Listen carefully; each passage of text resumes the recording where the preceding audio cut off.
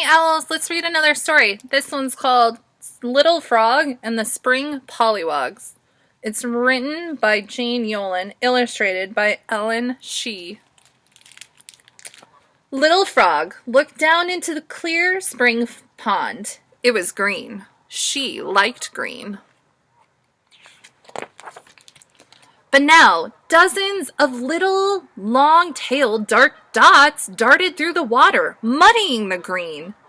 Brothers, sisters, cousins, Mama called them. Trouble, thought Little Frog. Little Frog liked being an only. She liked finding the best lily pad, where she could sit and soak up the sun. Not having to share it with some silly polliwogs. She loved having Mama Frog and Papa Frog all to herself. Except maybe when they scolded. Sounds like maybe Little Frog wasn't making very good choices. She loved getting the first and the biggest slice of Mama Frog's shoe fly pie. And seconds. And, if she really wanted it, thirds. She preferred the pond clear of polliwogs and all hers.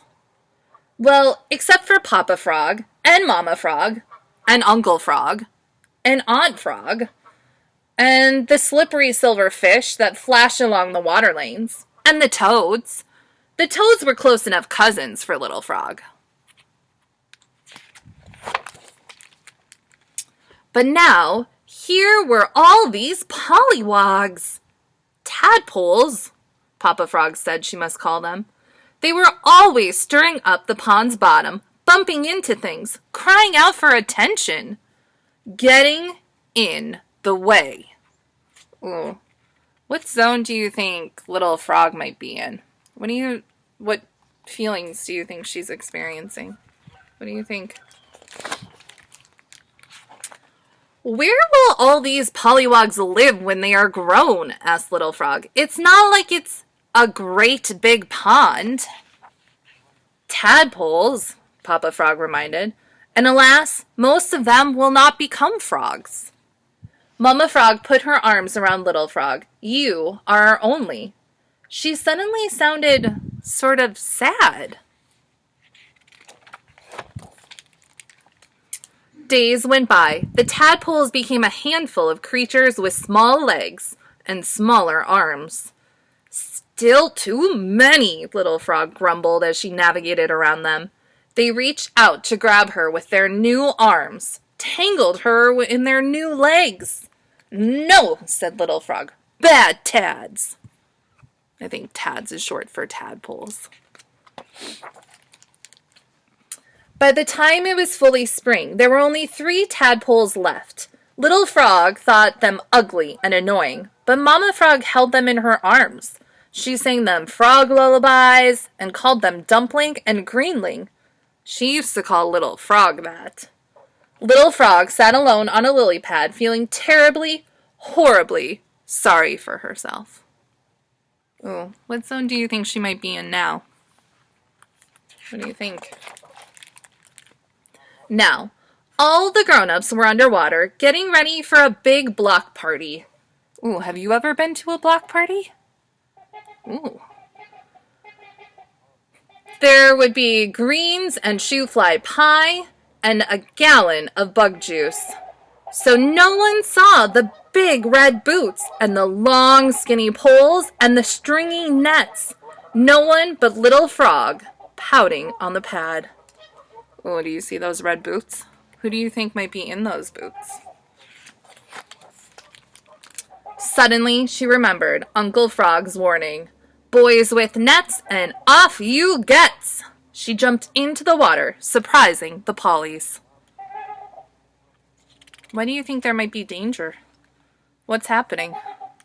Why is Little Frog nervous?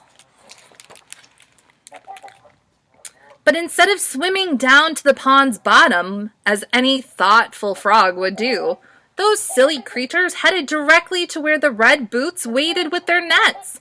Serves them right, thought Little Frog. But then she remembered Mama Frog's sad face. She remembered that once she had been a tadpole swimming with other dark darting dots.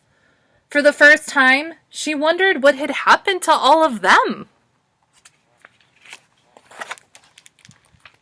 Waving her arms like flags until she got their attention, she boomed out, "No! Danger!" What do you think? Are the Pollys going to listen to her? Let's find out. Little Frog's voice was so big, her arms so frantic, the tadpoles turned together and headed to the pond's bottom. There, Mama Frog gathered them up and crooned a no-danger song. "You saved the tads," Papa said to Little Frog, smiling. "Someday they will save you." Little Frog thought about that. It sounded, well, nice. "As long as they don't take more than their share of shoe-fly pie," Little Frog said. Then she added, "or get in my way." Uncle Frog boomed a laugh. "I'm afraid you can count on them always taking more pie and getting in the way." "How do you know?" asked Little Frog. Uncle Frog pointed to Papa Frog. "Because your papa is my little brother, and that's just what little brothers do." The end. And that was Little Frog and the Spring Polliwogs.